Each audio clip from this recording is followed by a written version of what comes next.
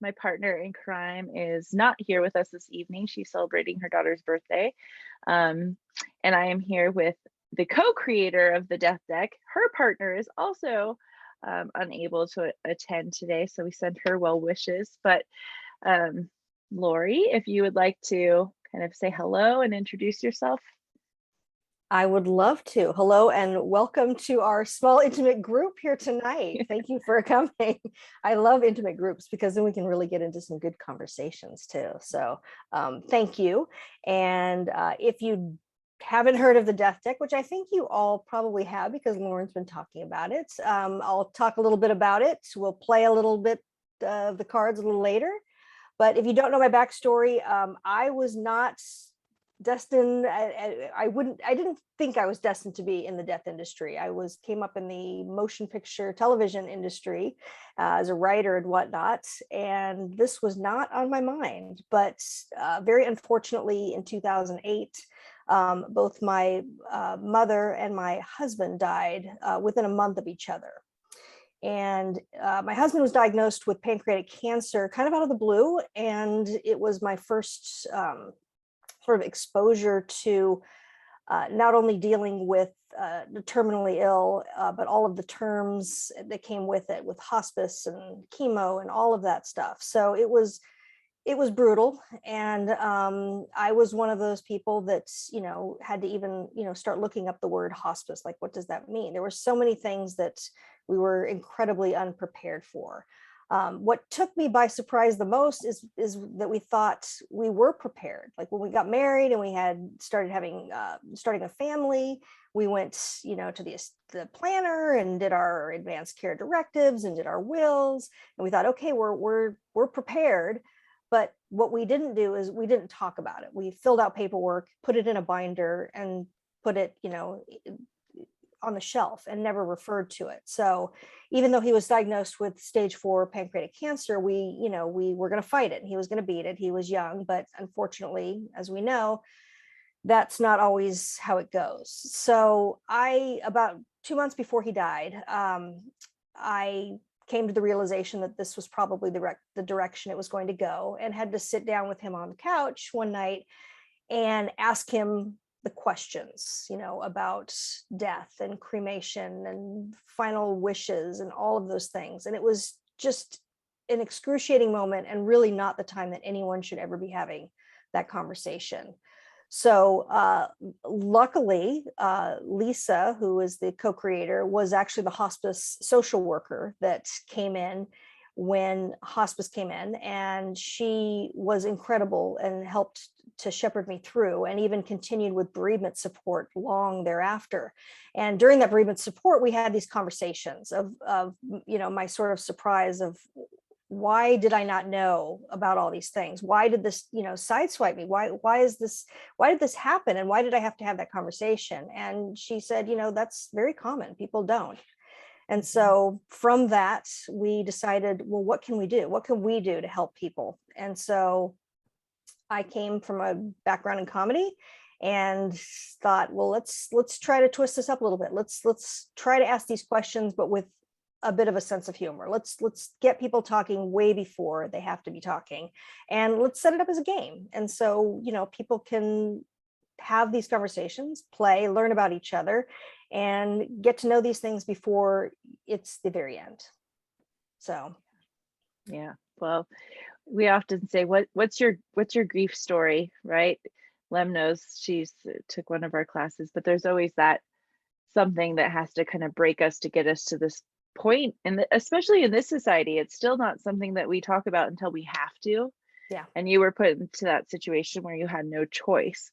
And at that time, when you have no choice anymore, that can feel so restrictive. And so, you're coming from this place of like urgency and fear versus what you did here with the Death Deck. I don't feel any urgency or fear when I go through these cards. It's, it has important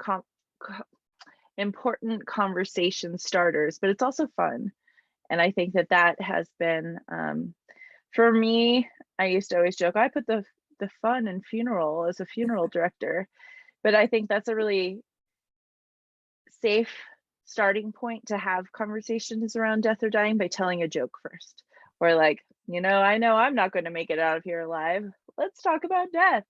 So I really appreciate this, because it is something that I can bring to the Christmas party, and the death girl won't be like shunned for bringing this game, because it's actually kind of fun. Yeah. Yeah, and we designed it so that it could be an interactive game. What we found out there when we started researching was a lot of there are other card tools that are out there, conversation tools around death, but they were all sort of those open-ended life death questions. So you were sort of putting somebody on the spot with these questions of, do you have a will? And we found that when you ask those large questions, you kind of get stuck because it's a lot and you haven't thought about it. So we said, well, what can we do? Let's do something different. So that's why about 3/4 of them are multiple choice. That way you're not put on the spot. If you haven't thought about it, then you have sort of a place to start, like, well, I don't really think A, but maybe B. So it kind of gives people a way to sort of fine tune and hone in on what their answer might be. And then it's also that set up that way so that it can be interactive, where you're not just asking one person these questions. It's like, well, you try to guess my answer and I'm going to try to guess your answer. And then you learn a lot about who you're playing with. Yeah, that's what I really like about it, is like, if you go onto their website, thedeathdeck.com, they even have like a card that you can print out to actually play a game and like keep score. And that's one of the ones where it's like, okay, I'm going to write down what I think you're going to answer, and you're going to write down what I think I'm going to answer. And it's just fun because there's no right or wrong answer, but you're learning about each other and you're learning about yourself too. I think that's something that really stood out, is like, kind of like you said, it gives you a gauge. So for people who may never have thought about these questions before, they don't have to immediately go like, oh, well, then I'd stop eating. Yep, that would be my answer. Instead, it's like, would you do this, this, this, or this? And they're kind of still lighthearted too. A serious question, but in a way that, won't make somebody feel like they're going to die if they answer it, which I've had conversations like that before. Like, I can't even talk about that or I'll die, right? Exactly. Yeah. And it covers life, death, the afterlife. We have cards about, pet funerals. I mean, we tried to cover as much as we could about all of that, so that it wouldn't just be these end of life questions. So Yeah. it sort of opens up people. And if you're not faced with a terminal diagnosis, if you're not at the very end, if you're just having these conversations, it's fascinating. I mean, I am still surprised at almost every time that I play, someone will come up with an answer, or someone will see the card or a question in a different way that I never thought of. So I'm always learning. I'm always, surprised at how these conversations just bloom. It's really incredible. Yeah. Did you have, when you guys were creating it, what was your like ultimate goal? I know that you had your personal experience that you didn't want, people to go through again, but how did you see this being perceived by the general public? Yeah, really wanting it to be, a game changer, wanting to see it, this conversation, this topic, the ease of saying even the word death with the general public. So it's designed, our goal is to get it on the shelves of, Target with the exploding kittens and the other card games that's, that people play at game night, so that it becomes, a conversation that we can have, a normal conversation, and not have it be so pushed away by society. So that's our goal, which is just to get it out and get people, if we can just break the ice and get someone comfortable talking about it, or just help someone answer one or two questions, we feel great about that. Yeah, I mean, just look how cute this box is. Can't you guys already see this sitting on a Target shelf? Like, I see it. So in your bio, it says that you're also working on some writing as well. Do you want to kind of go into that for everyone? I love backstories. I want to know you before we jump into playing the game. Yeah. So being a writer, I've done a lot of journaling, and actually started writing for my own sort of therapeutic benefit a couple of weeks after Joe got diagnosed with his cancer.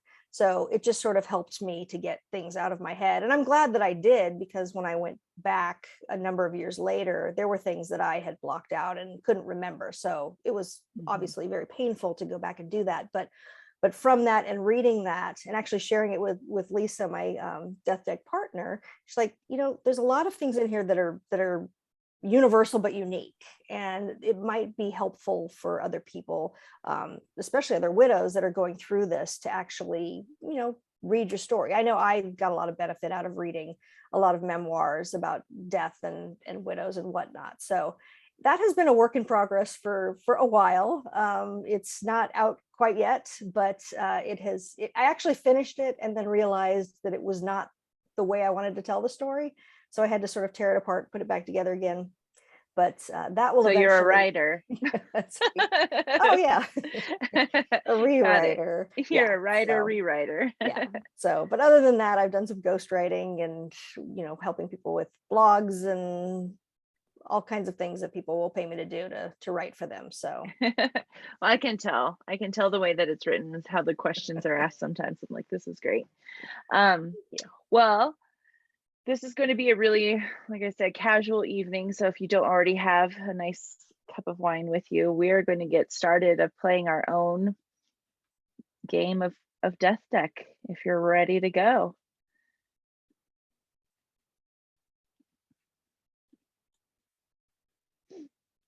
Okay. So who created the logo? Because I love it. It was an idea that we had, and we actually hired a designer to help sort of bring it to life. We didn't want, we love it that it's white and there's not a lot of, the black darkness of it. So we wanted to keep it lighter, have a little pop of color, but, make it very approachable. So that was hard to do with a skull. So it took a number of different renditions to come up with, okay, this is approachable. I get it. It's good. And we did get a lot of pushback on the name itself. When we first started, they're like, oh, you're going to name it with death in it. And it's like, yeah, because that's what we're trying to do. We're trying to make that's the whole point. Saying the word. So, it went back and forth. We're like, well, should we? And it's like, yes, of course we should. This is what it is. It says exactly what it is. And there it is. Yeah. I can't even imagine what else it would be called, but I feel it's so funny that people don't want to say the D word. Yeah. You just call it the deck. But I was going to say it has very it reminds me of kind of like a retro 1970s family game night feel. I don't know why. That's just the colors and stuff. I love it. I like that. So there's a number of different ways that we can play online. Okay. Since it's a small group, if everyone's comfortable and wants to, turn off their mute and just sort of chime in. Sometimes when we have larger groups, we have people put answers in the chat, or they raise their hand if they want to, be the one answering it. So however we want to play, that would be yeah. great. If everybody just wants to unmute themselves, you can. And if you don't want to, that's fine too.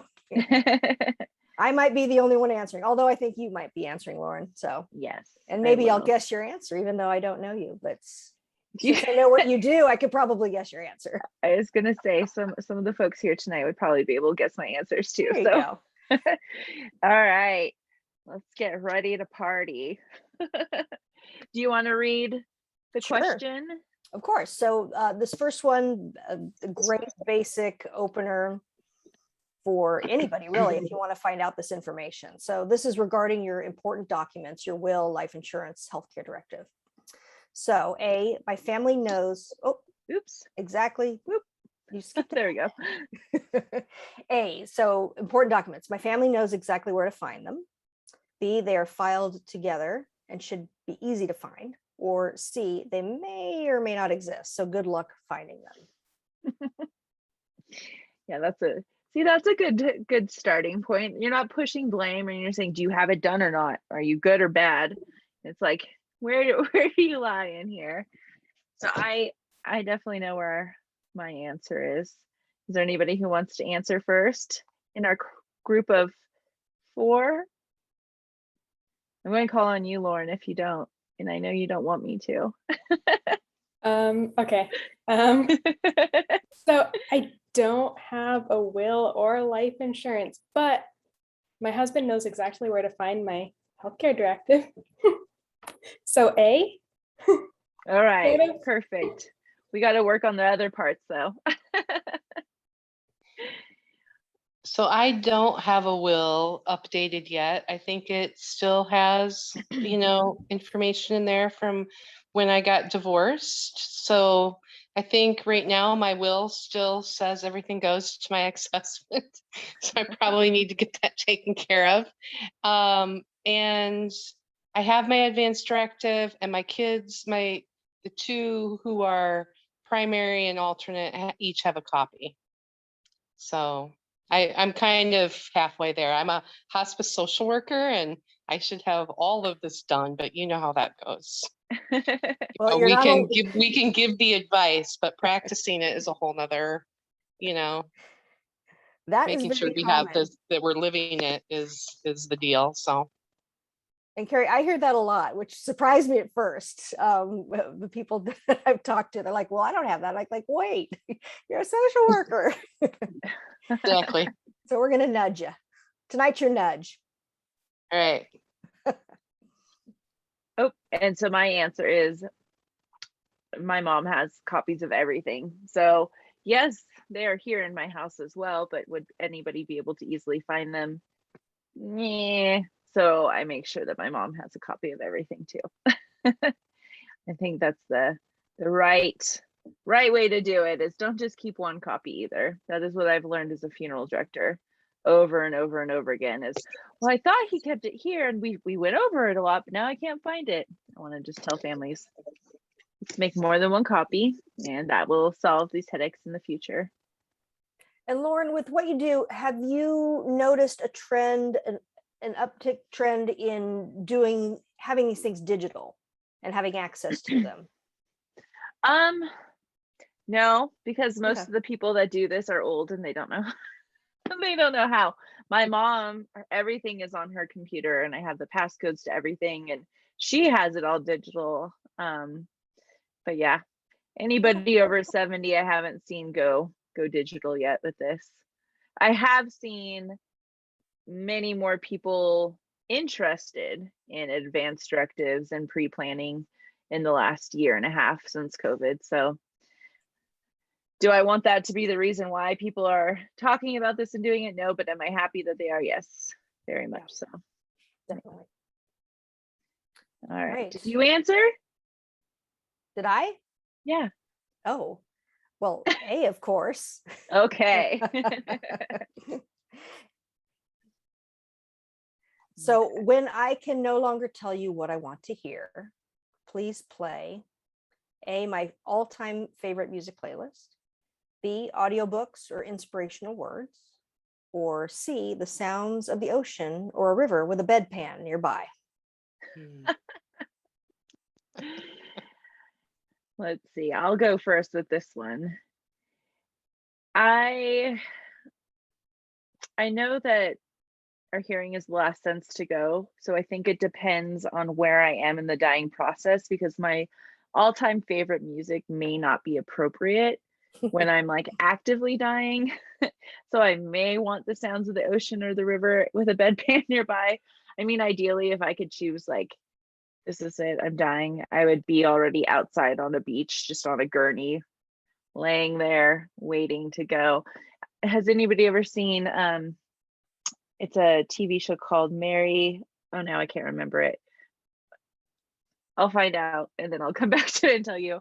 But she helps facilitate death for people. She's almost like medical aid in dying, but not legally. And there's this beautiful scene where that's what she does. She sets up this chair and this blanket for this woman and pours her a glass of wine. And then the woman takes her the liquid that she needs to ingest to die. And then she just slowly closes her eyes and sits there. I'm like, I'll have that. I'll have what she's having. I think it's called Mary. I think it's just called Mary Kills People. That's it. I think it's that simple. I started watching it and I never finished it. Now I have to go back and watch it. Thanks for the reminder. Yeah. Like I forget, I start watching something and I forget. That's a really good show, actually. It is very good, and also one of those shows that brings up really healthy conversations around death and dying. So yeah, watch it. Let's see, who would like to answer this next? I'll go. So it would be for me either A or C. If I had my choice, I would just be shrouded up and laying on the beach, but listening to the waves. But I also, I have a playlist, but same. I don't know if it would be appropriate. It depends on what stage I'm in. So. Mm-hmm. Lauren, do you want to answer? I would want music for sure, like even live music if possible. That makes sense. If you want to tell everybody your backstory, music is in your heart and soul. I play fiddle, I teach fiddle, and I actually played for my grandmother for hours right before she died, and that just was really special. So that's what I would want. Mm-hmm. That's wonderful. Yeah, I'm with Lauren and Carrie with the ocean and being at the ocean and hearing that. This actually inspires me to make a music playlist, the end of life playlist, which would be interesting. The reason I added this question in this card is because something that I didn't realize was that at end of life, you sometimes lose the ability to speak. So that happened to my husband, Joe, and I didn't know it was going to happen. So, communication stopped, and we hadn't talked about sort of the senses and how he wanted the senses to be treated. What did he want to hear? What did he want to see? What did he want to, feel or smell? And so I thought this was an important way to get people talking about that of, what's the hearing, as you said, the last one to go, like what would somebody want? And I knew him very well. We were married for 12 years. And so I had, certain things that I knew he enjoyed listening to and watching, but it was my guesswork as to what it was and when it was. So I think it's important for people to write that down and add it as well if they want, to be surrounded and have their senses treated in a certain way. Because some people want it to be silence. Some people, want to make sure windows are open to make sure it's fresh air going. So, but if you don't tell someone, then it's always sort of guesswork. So we're hoping and to this take actually brings that up, that question of like, what do you mean if I can no longer tell you? Even something like that, you can bring it up in the conversation. Well, yeah, there may be a time where you won't be able to communicate. So that's why we do these things now. Stephanie, I see that you're there. Did you want to answer? I can unmute you if you would like. Let's see. We'll go to the next question. And if you want to unmute yourself, Stephanie, you're more than welcome to. Okay. So this one, my religious or spiritual beliefs affect my views on death. A, guiding me to live life fully, knowing there's more to come afterward. B, providing a general sense of an afterlife, but not without questions. Or C, my beliefs or lack of don't impact my views on dying.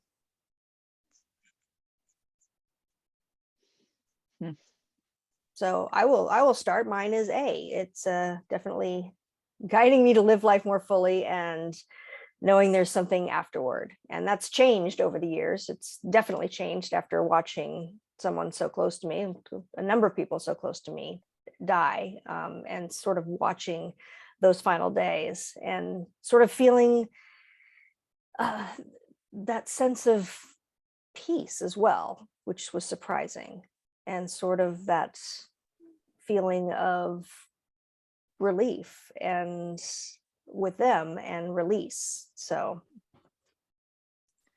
yeah, death isn't a bad thing. It's the grief, that's the hard part.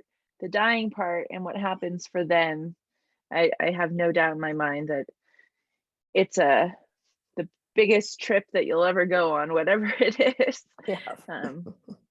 I think that we talk a lot about, if you want to get into death doula work, one of the best things you can do is become a hospice volunteer, because you get to witness and you get to see be there for them, by just being present.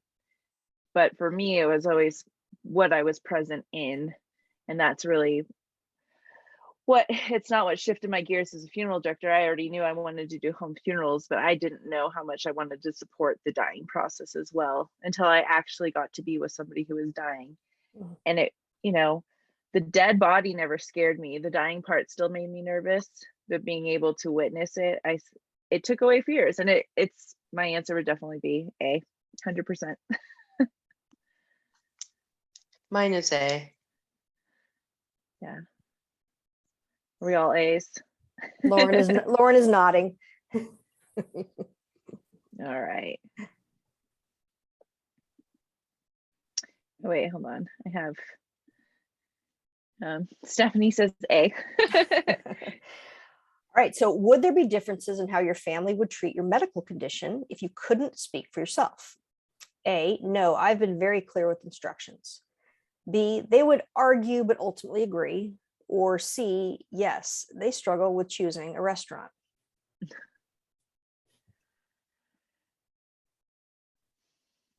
I'll start with this one. Oh, Go no, ahead. you could go. Sorry. No, sorry. I was going to say A. I think, well, I did something called my advanced directive is an honoring your wishes advanced directive. So it's really long. So there are spots to write all of your special wishes in there. And I think my kids are pretty, I think that I've chosen who will be decision maker and so forth based on who I know can take care of it, and the rest of the kids respect that. So I feel like they will honor whatever wishes I would like. I would have to say A too. And I made sure I changed my medical power of attorney from my mom to my partner, but then back to my mom after having enough conversations about her really understanding what my wishes would be and like having to leave the mom hat to the side. But she's also a chaplain and she understands trauma and she works in the hospital, but it's totally different when it's your own family and it's your own child. So I really, really, really hope that it's an A, maybe a B, but I think that at this point, she would let me go the way I'd want to go. So, and Stephanie said A as well.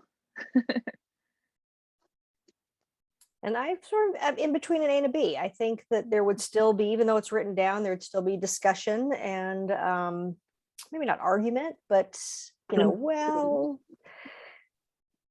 I don't know, should we? And but yes, ultimately it's written. And, this comes from my own personal experience of having things written and having, my late husband's family want to do things differently. And it's like, well, no, that's not, it's a good thing that we had it written down because we could refer to something, but a lot of families don't.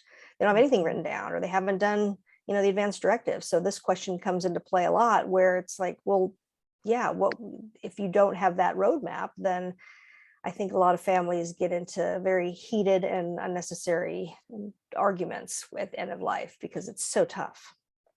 So it's important. And those arguments spill into the funeral home. It doesn't end. And then those arguments turn into this like grief because it doesn't go anywhere. And then they don't have holidays together. And I mean, it sounds like I'm being sarcastic, but I'm not at all. I have seen families fall apart because of this part right here, where they think that they need this kind of care.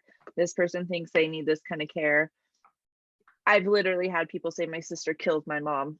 Like come in and say, my sister killed my mom because, they refuse to keep her on life support any longer kind of thing. So this is definitely one of those questions that I would hope that would at least get people thinking of like, well, do I even know what they are? Yeah, what would my family do? Not so much. I think the folks that show up here, we have a pretty healthy relationship with death already and kind of have pondered these things. And I've seen all the bad side. So I've made a lot of my decisions of what I know doesn't work. But it's really, this is one of my favorite conversation starters right here, because it's like, I'm not dead yet. What do I want to do so that I don't die? And what do I want to do to let myself go. One thing that I will say changed for me was I, before COVID, said no ventilator. Like, that's a no-go for me. And then I changed it because I didn't know. Before I got the vaccine, I was like, could happen. So I changed it and said, yeah, I'll try and stick around. You can put me on the vent. But in most circumstances, I don't think I would anymore. So there's my story there. Lauren, did you want to add anything? Just that, I've had these conversations a lot with my husband, and he knows exactly what I want, and I have it all written down, but I don't think there's actually anybody else who knows where those. So, I mean, hopefully we don't die at the same time, or hopefully nothing happens to us at the same time. I'm realizing that maybe I should share those things with maybe some other people too. Yeah, definitely. The more the merrier. Share with everybody. Mm. Okay. Oh, I love this question. So which of these eco-friendly burial options would you consider for your remains? A, recomposition, body composting. B, aquamation, cremation by water. Or C, mushroom burial suit. Yep, eaten by mushrooms. So when we wrote this question, that was actually a thing and taking off. I don't know if that's still something that is even an option.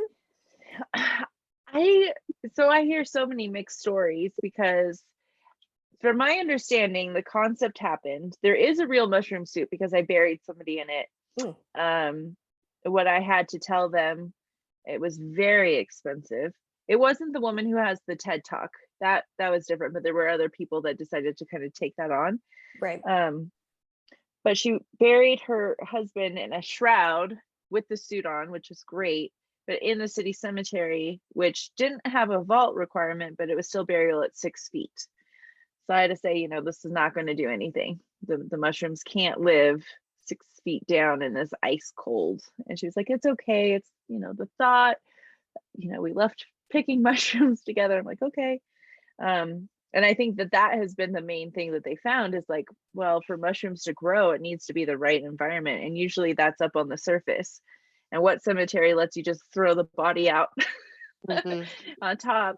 But I think personally, that was one of the things that I was kind of cheering on the most, because I love the idea of really everything being taken away and really becoming the earth and being used by these fungi. There's a really cool documentary out there about mushrooms and how they're really kind of the rulers. They communicate, all the trees communicate through them. So if I could be part mushroom, yeah, do it. But I don't know if it's still a thing or not for sure.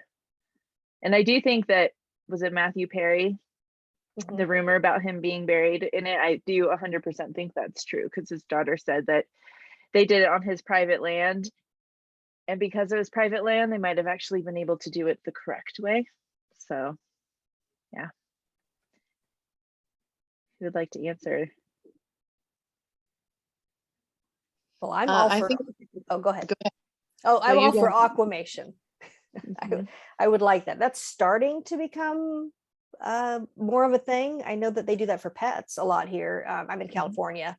I don't know if it's yet in all different areas. I don't know. Lauren, do you know So it's weird because it's legal in California. It's legal here in Colorado, but we only have 2 facilities that offer it.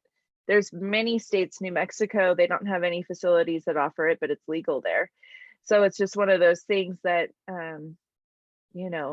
it's available, but they don't actually have it. But pet cremation my pets they did the water cremation. I had no idea until I had to put my last dog to sleep, and I was talking to her about it again. And she's like, yeah, that's what I've done with all your animals. It's like, what? That's so cool. And I like that because it is like, cremation is always going to be very popular. I don't think that that's going to go away all of a sudden. I think people like the mobility of it. So at least with aquamation, you can still have the ashes, but then you get the nice green part where you have this beautiful nutrient rich liquid left over that you can literally become a tree from, not like the pods that they think you'll grow a tree. This will actually nourish a tree, and in a way you do become that tree. So I love that too. Yeah, and Stephanie mentioned that. I was looking in the chat. The tree pod, is that a thing? And that is still a thing. So, well, and also pyrotechnics, ashes scattered from fireworks, have seen over the water. Yeah, so interesting ways to go. But this is what I love about the game too, is that someone will typically come up with a D or an E. It's like, yes, throw new answers in there. We love that. It's like, what can you come up with? So. And we do have body composting legalized here in Colorado, and we actually had our very first, I don't even want to call it an internment or an entombment, but encapsulation maybe, at the funeral home that I work for. So it's pretty big news. It's pretty exciting for us here in Colorado. And I know Recompose is opening a facility in Denver here, and they just hired their first staff for that. So Colorado's cool. We can do all of them. Lauren, do you know what you would want? Natural burial is what I would want more than anything, but it's not on here. So yeah, that's what I would go with. But I guess out of the three, I think A. Yeah. Make me be dirt again. I like the idea of being nutrients for a tree. So I'd go with the aquamation, and then, with the tree planted. I think it's a really cool way to do it. Yeah. I live in Iowa. I have no idea if it's legal. I haven't checked into it. I haven't heard anything about it.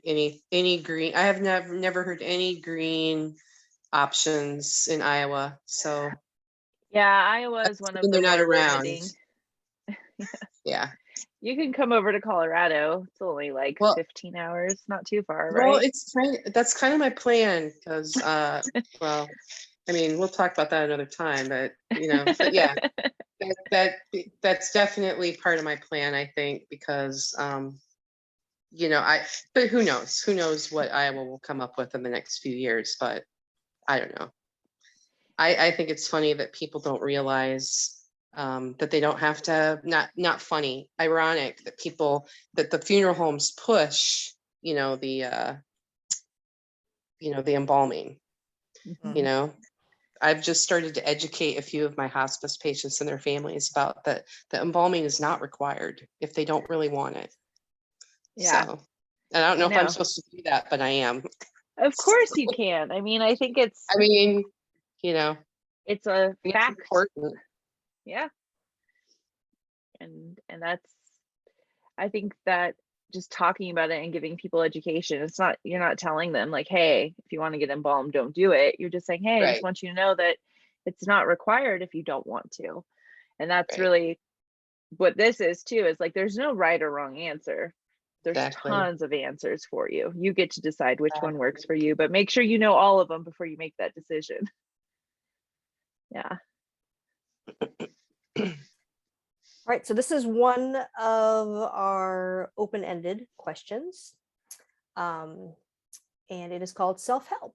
So regarding your inevitable future demise, in what area are you most prepared and least prepared? Let's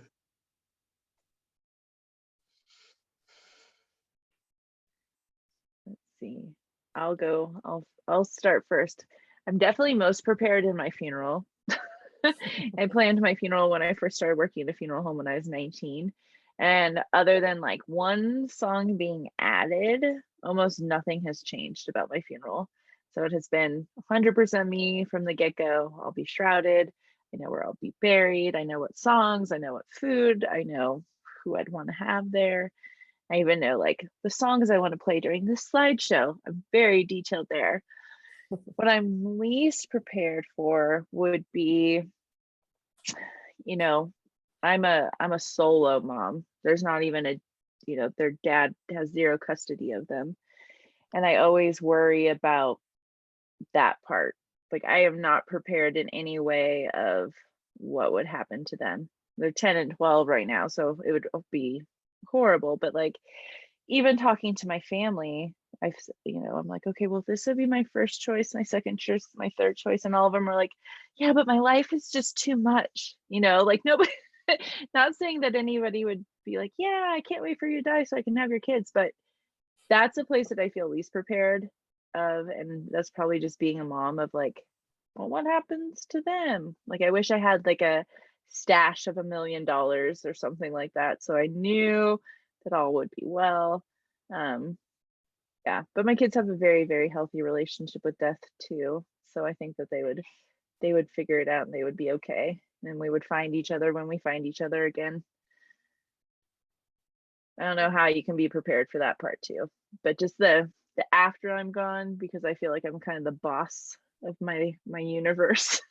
Like, who's going to take care of things? Who's going to run the show?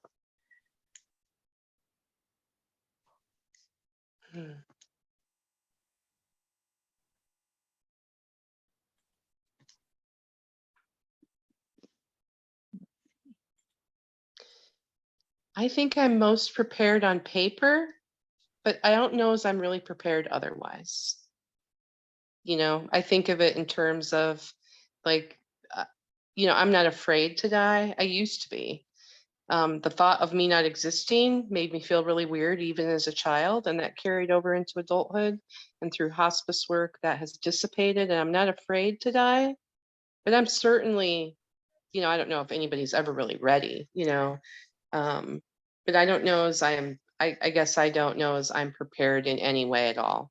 I feel like I've just realized that within the last couple of months too. Well, you're And here now. it was some situation with a family and the patient, and I can't remember what it was exactly, but it changed my view a little bit, that I'm in no way prepared whatsoever. I thought that I was, but I'm not. So I need to work on it. Like I said, you're here. You're doing the work. Yeah, and I think I'm most prepared with paperwork and having that organized, final wishes, all of that stuff.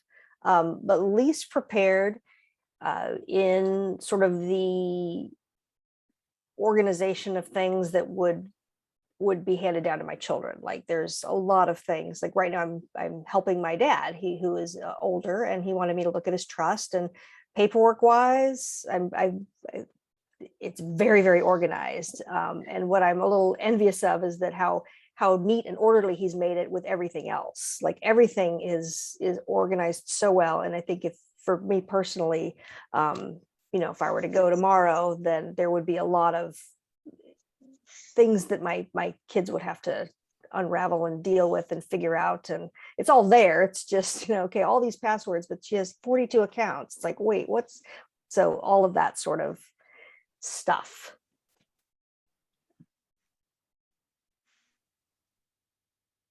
Do you want to share, Lauren or Stephanie? It's a big question. I don't know. Yeah. This is See, and that's why these open-ended ones sometimes are hard. So yeah, I'm glad this card is here. Yeah, it's a lot to think about. oh, looks like we gotta.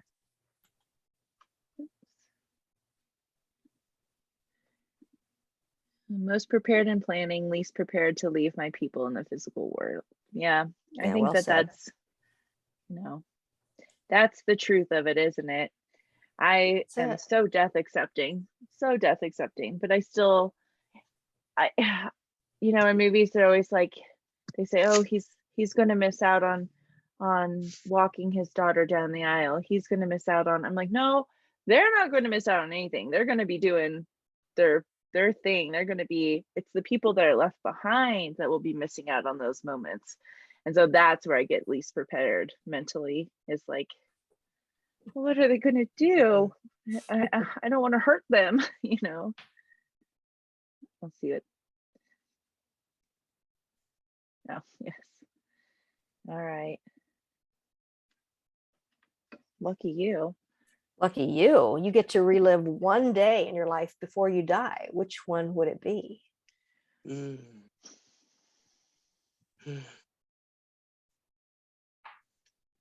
Gosh.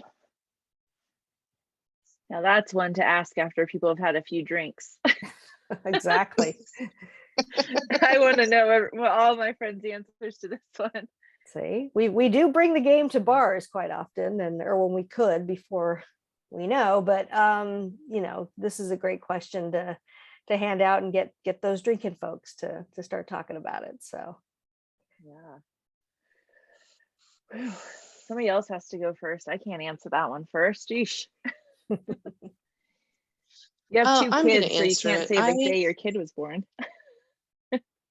yeah. I'm gonna say being surrounded by my grandchildren. I mean, right now they're little, they're like ages 6 all the way down to like 3 months, and one's on the way. So I feel like just being surrounded by my kids and my grandkids, like just the chaos of it, like just everybody just doing their own thing. And part of that is because I just experienced it yesterday. The 6, 4, and 2-year-old were just like running circles around me, and grandmom, and that is my pure joy. Like, so anything with all of them involved, I guess. That's a good answer. I think I don't know if I would have a hard time. I was thinking totally like solo, like my best day, maybe a moment where I was just on top of a mountain, or like, I just kept thinking, where when I grew up, we went to my grandparents had a beach house at Avila Beach. I don't know. Nobody here's from California, except for you. It's just right above Pismo Beach. And like, I just remember laying in the sand and feeling so warm, and like that feeling of the waves washing over you and then down and up and down, and like getting sand in all the wrong places afterwards. So that was like one of my favorite things, and it still is one of my favorite things. And I just did it when I was in San Diego with my kids. So I think somewhere inside of me, I'd want to be like young and not have any worries, and not have known the loss of losing my children, or the love of my life that I have, or like, all those things. I think I'd want to relive a moment of just my own bliss. Yeah. That's nice. Yeah, mine would be day 2 of my honeymoon. Oh. day one's that all travel and getting settled, and as beautiful and wonderful as my wedding was, and to have that group of family and friends surrounding me, kind of like with you, Lauren, it's just it's that peaceful sort of just the two of us, and just sort of being on an island and just together in that bliss. So that's what I would do. And then I don't know if you can pull up the chat, but Stephanie's is wonderful in sort of taking this question and twisting it a little bit, which I love when people do this as well. It's sort of well, she's saying the day before my mom passed, would love to be with her again with this new perspective. So, when I wrote it, I think I was always sort of in that mind frame of, that's, weddings and child's first birthday or whatever, but to be able to see it in the way that Stephanie did, in that, that's just being able to be with that person right before, their passing, and being able to maybe even do, I don't want to speak for Stephanie, but almost a redo of like, how to be present with them and just share that moment is just, that's beautiful. So thank you for sharing that, Stephanie. Yeah. Lauren, did you want to share? This card is harder than the last one. I know, this one got me teary-eyed, like right when I read it. I was like, oh crap. I don't know. Yeah. Now We'll move on to the next one. Okay. Lauren, you're off the hook. This is a good one. Visitation. If you knew you could visit your loved ones after death, how would you make your presence known? And this ties into my favorite thing, which is signs, which I never believed before they came to me so strongly from both my mom and my husband. And I was a non-believer, but they just were so strong and so distinctive and so in the moment. And it's like, okay, yes. So Somehow we can send signs. And so I love this question is to, if you could actually sort of choreograph it, what would that be? So I would make my presence known. I have this sort of attachment to blue birds, and I think that's very unique. And I would just sort of show up and make that presence known. And I've told my kids that, so they're going to be looking for bluebirds when I pass. So, yeah, I think signs is a very big thing. I'd love to hear if you want to share maybe some of the signs. And oh yeah, I know you're here. I, as a funeral director, had an eyewitness account of a family sign. We went and we sat in the room, and there was a dime on the arrangement table, and the wife literally went, and the daughter just started laughing and laughing and laughing, and I was like, I don't know where this dime came from. Sorry, I'll take it off. And then she's like, no, my dad literally told us that he would show up as a dime because he's worth way more than a penny. And so there we were to make his funeral arrangement, and there was a dime out of nowhere. We hadn't been in there. There's a freaking dime on the table, and I was just like, yep, he's here. Okay, all right. Like, I believe that stuff anyways, but it was definitely one of my, if I had a non-believer with me, they would be shook in that moment. I would show up as a crystal, like a rose quartz or an amethyst. I'm always talking about my crystals and my Reiki, and my kids would definitely know. If they each woke up with a crystal next to them or whatever, Yeah.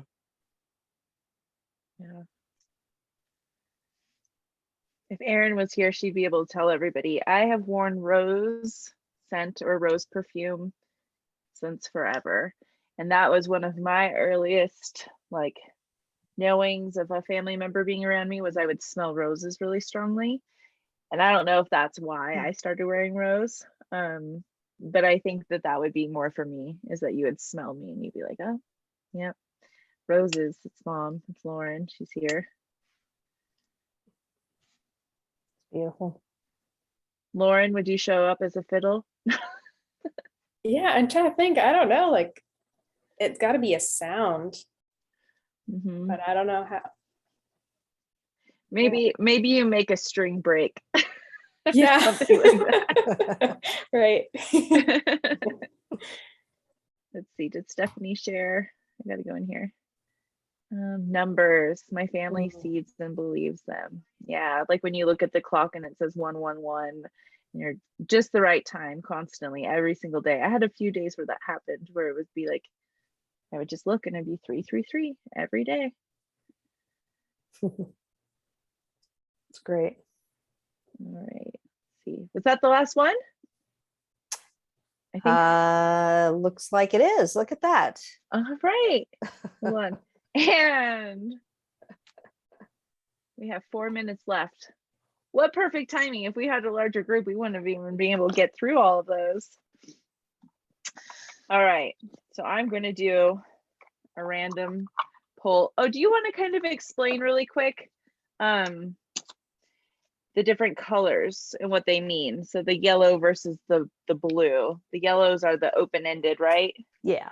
And it's a kind of a, bluish purple is the multiple choice. And we did it that way so that, if you just wanted to do multiple choice, sometimes the open-ended slows it down a little bit.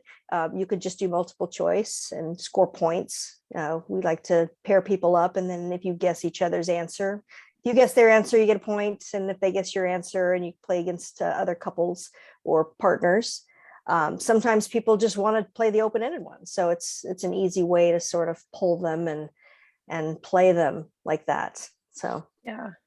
I like so I've talked about the death deck and using it as a death doula just to kind of get conversation started, either with the family of the person who's dying, if the person who's dying is no longer in a position to have these conversations, or if you're lucky enough to work from, early on in their prognosis.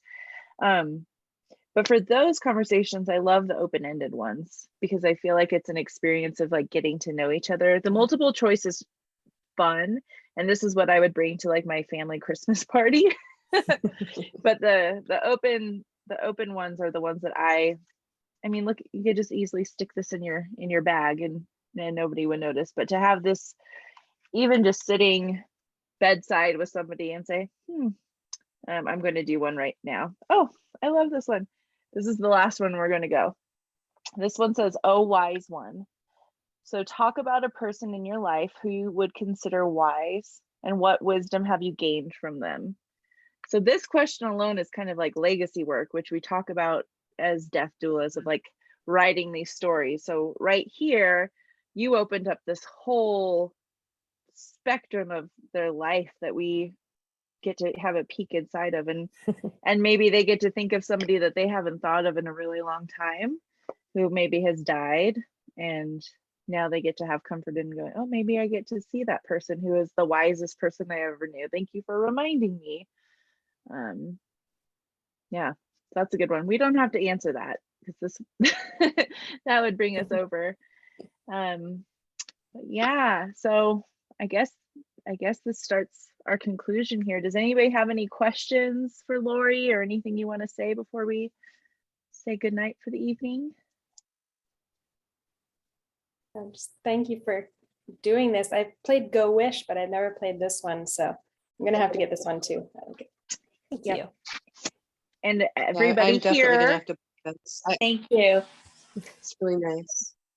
Yeah, and you can get, if you didn't get the email with the discount code, email us at thedeathwives@gmail.com, and we Lori was so kind to give everybody $5 off a deck until Halloween, so definitely get one. I talk about this all the time. I've brought this to my friends.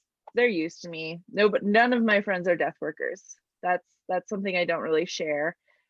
Most of zero of my friends do anything with death or talk about death, but I'm the death person. So I always bring these, and they're more than happy to participate, and it really can become really bonding and really sweet and really gentle sometimes. And yeah, I'm sorry that you had to go through what you went through to get to this point where you could create something so deep and meaningful and fun all at the same time. And I think it's a huge benefit, not just for death workers, of course, but for every single person that's ever going to die, which is all of us. Big Right? audience. Yes. Well, thank you. Very kind. Yes. Yeah. We're hoping that it will help you help families, is also a big part of it. So thank you for what you all do. It's incredible work. And I was obviously touched deeply by the hospice that came in, and everyone there, and completely, made such an incredible impact on my life. And I know it's hard, but I know it's rewarding. And I don't know if y'all are thanked enough, but thank you. It's a beautiful thing that you do. Thank you for spending your evening with us, and really appreciate you and everything that you've done. And thank you everybody for coming in. And we'll see you next third Thursday next month. Night. Thanks for playing. Night, everybody. Thank you, everybody. Night.